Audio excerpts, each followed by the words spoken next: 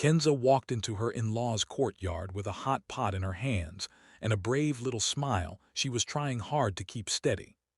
The sun made the place look warm and friendly, cousins laughing and trading jokes, but her heart was already beating too fast. Mama Casa sat at the head of the table like she owned the air everyone breathed. Without warning, in a sharp voice that made even the birds go quiet, she called Kenza an embarrassment.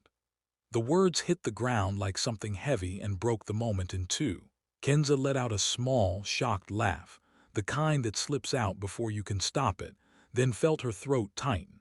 She walked to the back steps before anyone could see her face fall apart. Outside, she sat down and let the tears come, hot and painful at first, then softer as she tried to breathe through the hurt. Inside the house, the laughter carried on as if she wasn't part of their world, as if she was only a shadow around the edges. Every sound from the dining room felt distant, almost unreal. She wrapped her arms around herself, feeling the sting of those words settle deep, but somewhere under that pain, something steadier began to grow. It was small, almost quiet, like a seed pushing through tough soil, but it was there. By the time the stars came out and the house went silent, Kenza knew one thing for sure. This moment would not break her. It would push her. After that day, life in Alanya changed in small but painful ways. Every time Kenza went to the market, she felt eyes slide over her, then slide away just as quickly. Women who used to smile now pressed their lips together. Men nodded politely but stepped aside as if her shadow carried trouble. Even the children played a cruel game. They whispered the word embarrassment, then burst into giggles when she turned her head. It felt like walking through a place that used to be home, but now held tiny thorns everywhere she stepped. At home, things were not easier. Her husband Amadou tried to make jokes the way he always did, but his laughter was thin now, like paper. Sometimes he looked at her with worry, sometimes with shame he didn't know how to hide. Kenza pretended not to notice. She filled her days with work so she wouldn't have to think too much. She stitched clothes until her fingers ached, swept the courtyard again and again, cooked meals she barely tasted. When someone spoke to her, she smiled quickly so her face wouldn't betray her. A few times she even laughed, but the sound was stiff, almost painful, as if it broke inside her before reaching the air. It was at night, when the house went quiet, that the truth came to the surface. Kenza lay on her mat and cried softly into her blanket, careful not to wake anyone. The tears came from the deep part of her chest, the place where she stored everything she couldn't say out loud. She wiped her face and told herself she was fine, she was strong, she would survive this. But the hurt was heavy and stayed with her like a shadow. Slowly, she began to do something she never told anyone about. She saved coins, just one or two each day, slipping them into a small tin she hid behind old cloth in the corner of her room. Every tiny clink was like a promise to herself. One day she would stand on her own feet, even if no one believed she could. Sometimes she opened the tin and shook it gently, listening to the faint sound. It made her heart lift, even for a moment. She also started talking to herself in the mirror. At first it was only whispers, almost shy. Simple sentences like "you can do this" or "don't give up." Her voice shook, but she kept going. Then she added more words, little speeches she imagined saying to the people who looked down on her. She practiced raising her chin, speaking clearly, meeting her own gaze. Most times she ended up crying again, but even then she noticed something new. The words didn't taste like fear anymore. They tasted like courage, small but real. The days were still hard and the rumors still followed her everywhere, sharp as teeth. But inside Kenza, something else began to grow. Not loud, not sudden, but steady. She didn't know it yet. But these quiet, painful days were shaping her into someone stronger than the girl they tried to shame. One afternoon, while Kenza was buying thread at the market, a bright yellow paper fluttered against her foot. She picked it up without thinking. It was a flyer for an entrepreneurship course at the Kavira Community Center. The words were simple, but to her they felt like someone had thrown her a rope while she was sinking. She stood there holding the flyer with shaking hands, reading it again and again. She didn't know if she was brave enough. She didn't know if she belonged in a place where people talked about big dreams, but something inside her whispered, try. So she signed up. Walking into the classroom on the first day felt like stepping into a new world. The room was full of women who carried their own scars.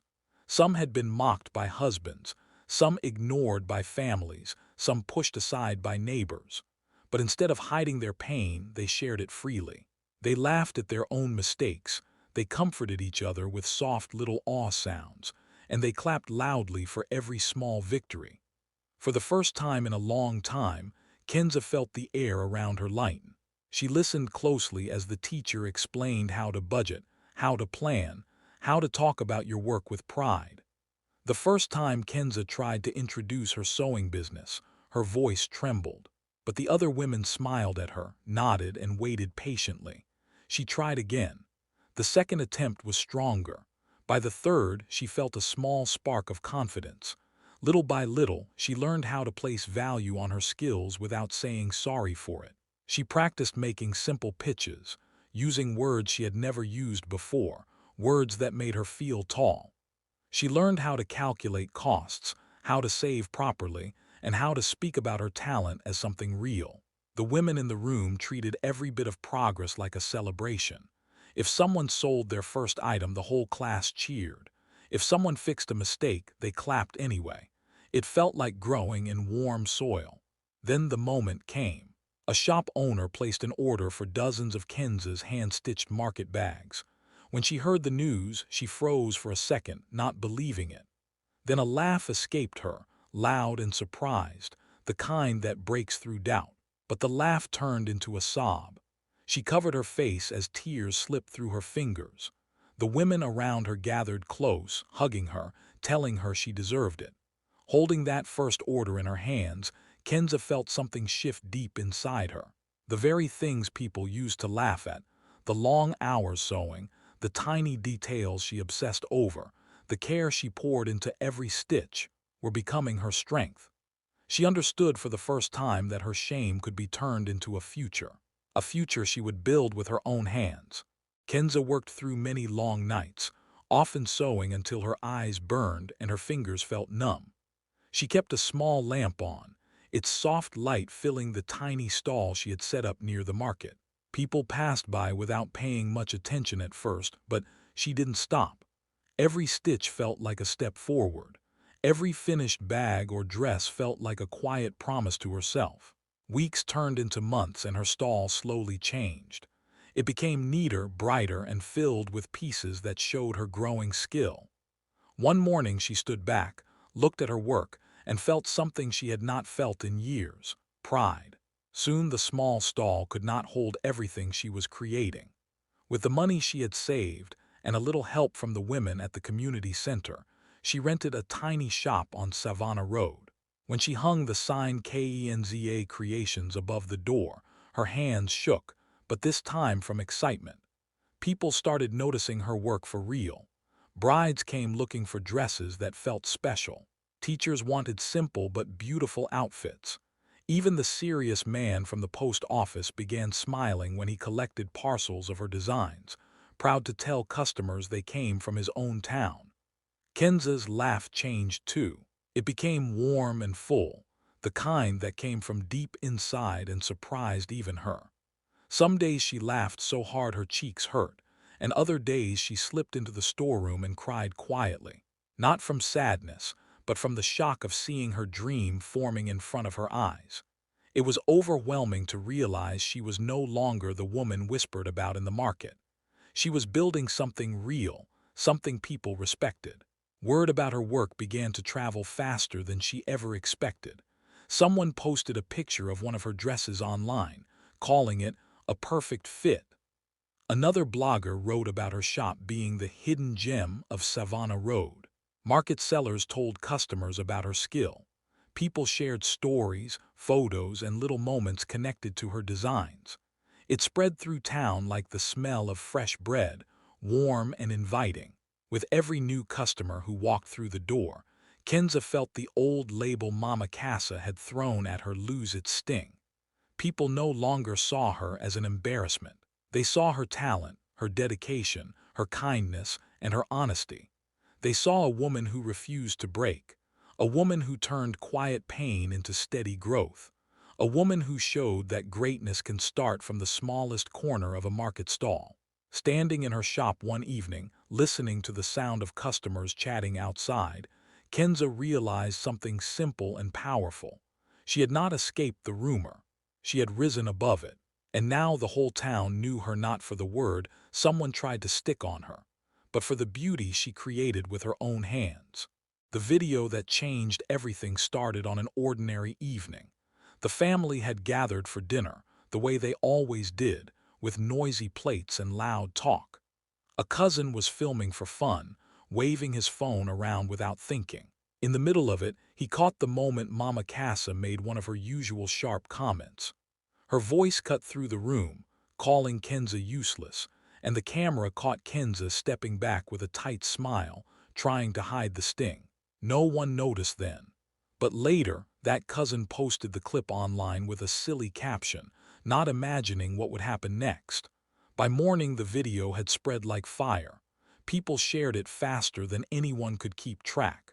It reached strangers far beyond Alanya, and suddenly thousands of eyes were watching a moment Kenza had tried to forget. Some comments were cruel, calling her weak or making jokes about in-laws, but many others were filled with support. Women from different places wrote to her saying they knew that pain. Young girls messaged her saying they admired her strength. Some people didn't send long notes. They simply wrote, "We see you," and somehow those small words felt powerful, like hands gently lifting her up. Orders for her work doubled overnight. People wanted to support her shop, her story, her courage. She woke up to messages from people she had never met, telling her they believed in her, telling her to keep going. It was overwhelming at first. The attention scared her. She wasn't used to being seen, not like this, not by the whole world. But as she read the messages slowly, she felt something warm settle in her chest. These strangers were giving her the kind of kindness she never expected. Meanwhile, the people of Alanya couldn't avoid the truth anymore. They watched the same clip, the one that showed exactly how they had treated her. Neighbors who used to whisper when she passed now walked with their heads low. Some tried to pretend they had always supported her, but Kenza saw the hesitation in their eyes. The video forced everyone to look at the woman they had once mocked, and now she was the one receiving applause, orders, praise, and love from everywhere. The person most shaken by the clip was Mama Casa. When she first saw it, she froze. Her face changed as she watched herself on the screen, heard her own voice, saw Kenza quietly stepping aside. The comments stunned her. She had always cared about reputation more than anything, and now the whole world was judging her. She felt a cold fear she couldn't hide. For the first time, she understood how others saw her. It shook her more deeply than any argument Kenza had ever tried to make. Kenza didn't celebrate Mama Cass's discomfort. She simply kept working, answering messages, packing orders, and thanking people with quiet gratitude. The world had finally seen her truth, and she didn't need anger to speak for her. The clip that had once embarrassed her became the reason people stood behind her, and it turned her pain into a spotlight she never asked for but finally felt ready to stand in. The day Mama Casa finally walked into Kenza's shop, the air felt heavy. It was a warm, sticky afternoon, the kind that made people move slowly, but Mama Casa entered with sharp, quick steps. Her bag hung stiffly from her arm, and her chin was lifted a little too high, as if she was holding herself together with pride alone. The customers inside the shop went quiet. They knew who she was. They knew the story. It felt like the whole room stopped breathing for a moment. Kenza looked up from the counter. For a second her heart jumped, but she kept her face calm. She gave a small smile, gentle but steady, and reached for a cup of ginger tea she had just prepared for herself. Without hesitation, she placed it in front of Mama Casa. The old woman blinked, surprised. She had come ready to start a fight, ready to demand answers, ready to show she still had authority. She had not expected kindness. Instead of arguing, Kenza slid a piece of cloth across the counter. It was a sample of her newest design, a fabric she had spent weeks perfecting. Bright colors, soft texture, careful stitching. She invited Mama Casa to touch it. The old woman ran her fingers over the cloth, slow at first, then with a sort of quiet wonder. Her face changed, not in a dramatic way but in small shifts. Her eyes lowered, her mouth softened, and for a moment she looked like someone remembering something sweet or painful or both at once. Someone in the shop made a small awe sound, the kind people make when something touches their heart. Another customer cracked a light joke to ease the tension, and a few people chuckled. The sound broke the stiffness in the room. Mama Casa looked around and saw how these strangers supported Kenza, how they admired her, how they believed in her work. She swallowed hard. For the first time, the power she used to hold over Kenza felt thin and weak. The conversation that followed was not loud. They didn't shout or accuse. Instead, it was gentle and slow, like peeling back the layers of something fragile. Mama Casa asked a few questions in a tight voice. How long had Kenza been running the shop? How she learned to sew this well? Who helped her? There was no anger in her tone anymore, only a shaky curiosity. Kenza answered simply, without showing bitterness, letting her work speak for her. As they talked, the old woman's shoulders lowered. Her eyes wandered around the shop, taking in the racks of clothes, the colors, the customers smiling at Kenza. She watched Kenza move with confidence, watched how people trusted her, watched how the room seemed to warm around her presence. Something inside her cracked just a little. By the time she finished her tea, the tension had faded. She set the cup down quietly, almost carefully, as if she was placing down an apology she could not yet say out loud. The past still hurt, but in that moment the hurt met the warmth of what Kenza had built. And for the first time, Mama Casa seemed willing, just barely, to step into that warmth. Change did not arrive in a grand moment or a perfect apology. It came in small, awkward steps, the kind that feel messy and uncertain. After that day in the shop, Mama Casa began to appear more often, but never with a speech or a clear reason. One morning she arrived holding a bowl of stew. She didn't explain why. She didn't say sorry. She just placed it on the table and nodded once before walking out. Kenza tasted it later and felt her eyes sting, not because of the flavor, but because she understood what the gesture was trying to say without words. Another time, Mama Casa sat quietly at the back of the shop while Kenza taught a group of neighborhood girls how to sew. The room was filled with laughter as the girls made tiny mistakes and teased each other. Kenza corrected them gently, her voice warm. Mama Casa said nothing, only watched, her face unreadable.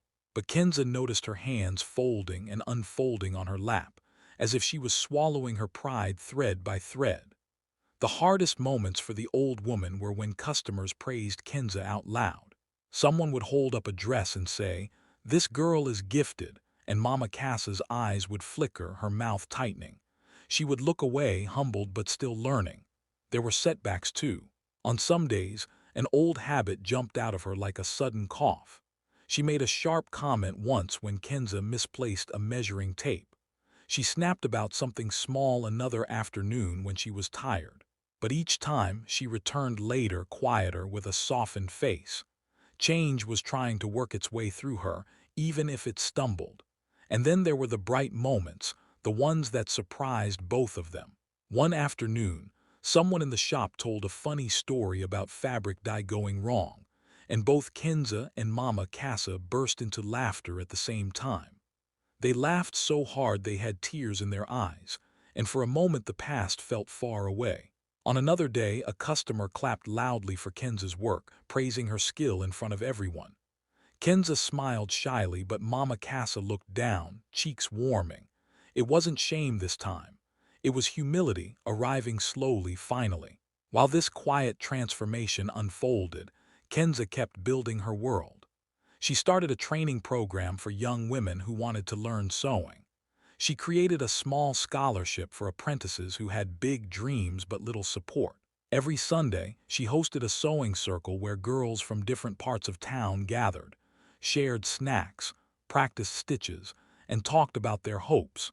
Many of them had come from places where doors were always shut in their faces. In Kenza's shop, those doors opened.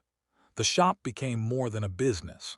It became a safe space where people shared their wins, comforted each other during losses, and cheered loudly for every tiny achievement. People said awe at sweet moments, laughed easily, and cried without shame.